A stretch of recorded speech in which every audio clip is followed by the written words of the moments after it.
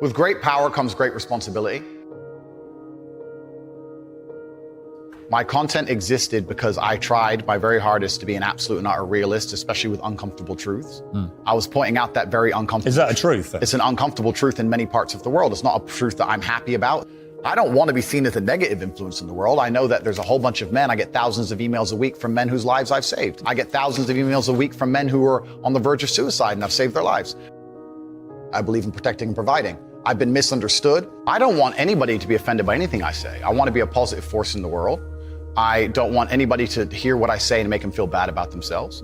I want all people to live righteous and good, whether they're male or female. I think righteous is living true to your heart and knowing that you're doing good by people, not snaking anybody, not lying to anybody. I know I live a very righteous life. The government is not capable of helping the poor.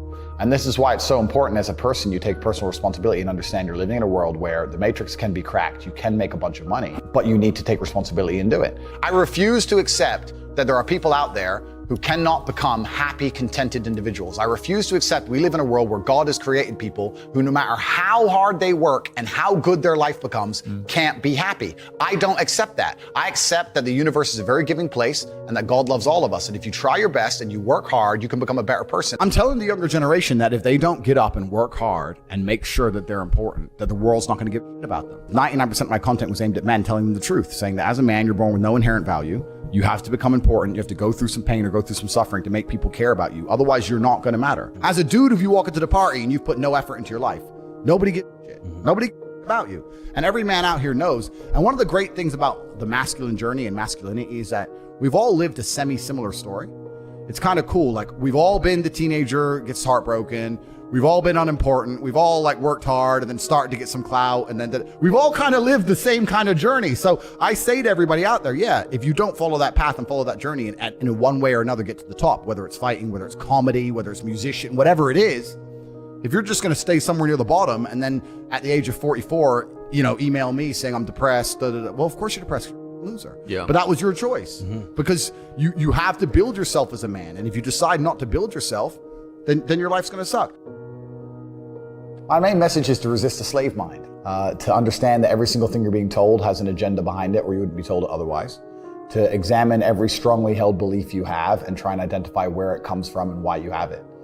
I sit and argue with people, I discuss things with people, and they so fervently believe a point. And I say, why do you believe that so much? Like, do you have personal experience? No, but I saw the news. The news told you X, and now you are desperate. You will sit here for hours arguing that point. A lot of people are completely empty vessels ready to be programmed. And I try and tell people, listen, to just stop for a second and understand that the things they're telling you to believe are not necessarily for your benefit. The people who make the rules don't make the rules for the benefit of everybody. They make the rules for the benefit of the people who make the rules of the game. So telling people to resist a slave mind and just be critical thinkers, keep their brain open, pay attention to things, be perspicacious, that's the general theme. And it doesn't matter whether you're left, right, liberal, man, woman, etc. It's just think for yourself. That's the general message. I believe men and women are a beautiful union. I think we're slightly different, but when we work together, we're the most powerful force in the world. Is that there's a large contingent of men who still want to make money, go to the gym, be strong, drive a fast car, be traditionally masculine, and don't want to be shamed for that. And I believe that feeling depressed is real. I don't believe depression as a clinical disease is real. No. I think PTSD is very real. Unfortunately, I have some friends who suffer from that. I know that feeling depressed is real. I believe that the number one power you have against these things are trying to take control of your own mind and affecting your own life. I believe that it's not healthy to hand over all your power and believe that depression is an outside disease that you can't affect. I know that when I've had difficult periods in my life, and also many of my friends, like I've said, suffer from PTSD and been through terrible things. I've lived a very difficult life, and I know people who have, that the things that made them feel better is when they woke up and said, you know what, I'm not going to allow this to damage me anymore. I'm going to take responsibility. I'm going to get up and I'm going to fight this as hard as I can. If someone comes to me and says I'm clinically depressed or I feel very, very sad, I would say the first thing you need to do is stop accepting the identity of a clinically depressed person. Stop accepting you have no control over this And what you need to do is stop identifying that way, and let's work together to try and fight against it. A lot of people who are clinically depressed are suffering with something in their life, and if you fix the problem in their life, perhaps they won't feel depressed anymore. The thousands of people who have emailed me saying, my doctor told me I was clinically depressed and it's a disease that I have got in my brain and I can't be fixed. And I started listening to you and I realized that that's not the case and I can fix my own life, and you're the only person who has ever helped me. I believe feeling depressed is real. I do not believe it's a disease that you catch from the sky and you cannot affect. I believe that no matter what happens, I believe you have control of your own mind and you can fight against it. I believe if you change your circumstances in your life, you may feel different. I'll give you a quick example. I had a guy who emailed me saying he was clinically depressed and he was going to kill himself.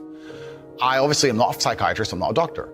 I told him, because I replied to my emails. I said, have you been to a psychiatrist? He said, yes, I'm clinically depressed. I've been on these pills, this amount of time. I'm on antidepressants, it doesn't work. I said, I don't know what to say to you besides this. And he said he lost his girlfriend, that's why he became clinically depressed. I said, listen, go to the gym, get a six-pack first. Once you've got a six-pack, email me again. If you still feel like killing yourself, I don't know what else to say to you. But I'd say, strong body is a strong mind, go train. He went, he started sending me progress pictures, emailing me him getting in better shape, and eventually got a six-pack. He's now a professional bodybuilder. And he said, I can't believe I was considering that. I feel so much better, etc. The doctor was telling him he was clinically depressed and couldn't cure it. He started taking control of his own life, and now he felt better. That if somebody has depression of any kind, whether it's clinical, whether it exists or not, whether they feel depressed or not, whatever, that taking control of their life, taking personal responsibility and working hard is always going to be the positive, best thing they can possibly do for their life going forward. How positive is it? Them. Of course, money can't buy happiness. I agree.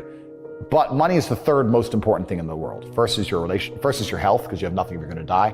Second is your relationships, because you need love and family. That matters the most. But money can buy everything else. So money's the third most important thing. The average people come to me and say, what do I do? I'm just the average guy. And my only answer is stop being the average guy. It's my only answer. You can't just be the average guy anymore. The idea from the 1950s that you can just be the normal, average, law-abiding, hard-working citizen and you'll have a good life is gone. Any man out here who goes, I'm just going to work hard, do my bit, and obey the laws, and I'll have a good life. No, you won't.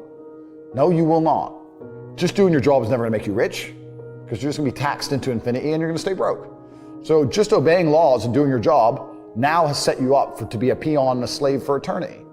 You have to get yourself in a position where you're making enough money. You don't know what to talk about, then you don't understand money. So go learn how money works. Go learn how a bank works. Go sit on YouTube for free. You don't just pay 50 grand in 4 years like a university. Go sit on YouTube and understand money, banking, or the real estate market, any of it. Understand the last housing price crash, why it happened, understand mortgage rates and how that's affected by interest rates. Understand it, and then go sit with someone else who understands it and talk about it. People should, even if they haven't got a penny in the world, should be going to these meetings about real estate, about investing, that especially if it's cheap, they should go. Just meet other people who at least have money. Have conversations about money. Talk about it. How are you going to get what you don't talk about? And yes, the cycle of precipitation. But every single time money is spent, you need to identify how your money was taken from you. And I say taken because money can't be made. Money is taken. Because the only people who can make money are the government. So if you're a government, you can make money. You can print it from thin air, or a bank.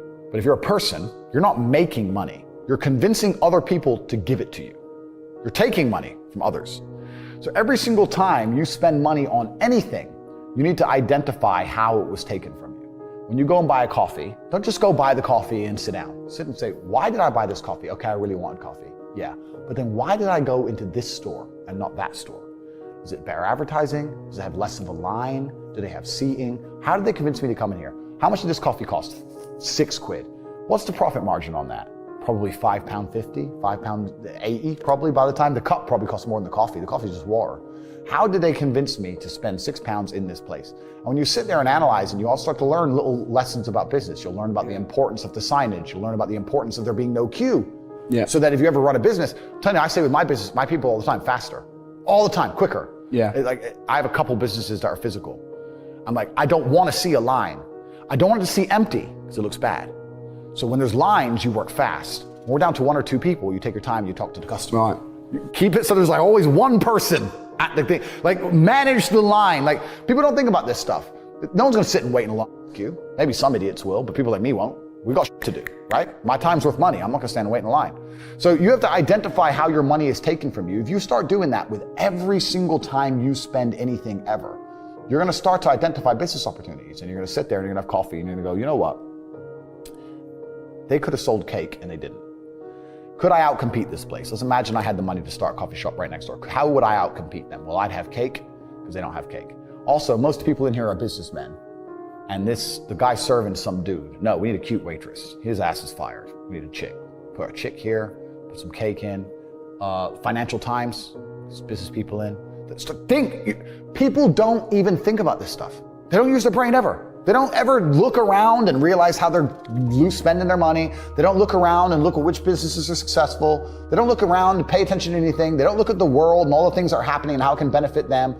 None of it. They don't look at any of it. They're too busy following the circus. This is why it's clown world. I was walking to college with a couple of my friends, and a Ferrari drove past. And I said, bro, you see that? And he goes, yeah, what about it? I said, doesn't that piss you off? I must be about 16. He goes, why? So this dude has 400 G's for a car, 400 grand. I'm walking 4 miles to college because my mom hasn't got any car. He has 400 grand. Do you think he works a job? Do you think he's behind a counter somewhere? He knows something about the world that I don't know. And they were like, well, he's rich. I'm like, yeah, I know. I didn't say he wasn't rich, dummy. I'm saying he knows something about the world I don't know. And I was intrigued, and it angered me. I couldn't sleep for weeks. I was pissed off. Every time I saw somebody with genuine money, I understood that everything I was being told and taught and they were trying to make me believe just simply wasn't true. I was like, none of these people are getting these things by following the path that the system is trying to make me follow. And everybody intrinsically knows this.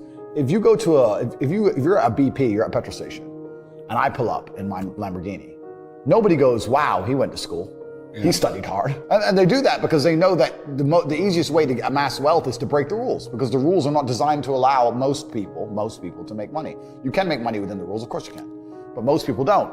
Most people who follow the path work, consume, die. That's it. So I always knew the same thing as you, and I knew there had to be another way. I knew that just working for money was a paradigm that wasn't true. And then you understand making your money work for you, and you understand delinking your time from money. Yeah. You start learning to understand these things, but eventually you build a system, and you build an ecosystem like me. I have 60 or 70 people work for me all around the world, and things just happen and money just kind of appears as long as everything's well organized.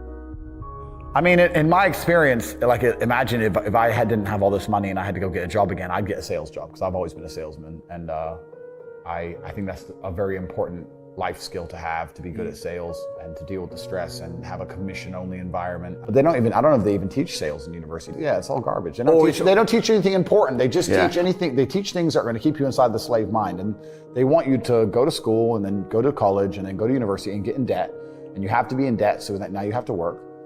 And you're working and you're in debt, and then they want you to take on more debt if possible in the form of a mortgage, which a lot of people do, which we can talk about because I know you're the property guy. Yeah. And then you're in debt now, and once you're in debt, you can't really quit your job, and it's very difficult for you to leave the country. And now they can hold things over you. That's the goal. It's all about control mechanisms, and the system is very well designed to make sure that people are conditioned to obey. It's very hard for the average person to say no to anything. Unless you have millions and millions and millions of dollars, it's very difficult to even have an opinion on subjects. That's the thing about being a man, and that's what I was saying to the kids. It's like, look, you need to get up, and it's gonna be very, very difficult. The world's getting harder and harder, especially for men. It's all clout, it's all status, there's no way you're gonna matter unless you get up and you work extremely hard. Should young men aspire to work very hard, have no criminal record, become multimillionaires, protect and provide for the women close to them, be sovereign so they can stand up and have their own points of view in face of cancellation, be able to not be mentally intimidated when they go on national TV and there's traps set up for them? Yeah, I believe that confident, strong men who stand up and protect and provide for women are a good thing for the world and a good force for the world. And I don't think that I put a magic spell on anybody. I think there's a whole bunch of men in the world who understands my value. And if men grow up to be like me, you're gonna have a whole bunch of people with no criminal record, dedicated athletes, who protect and provide for the people close to them,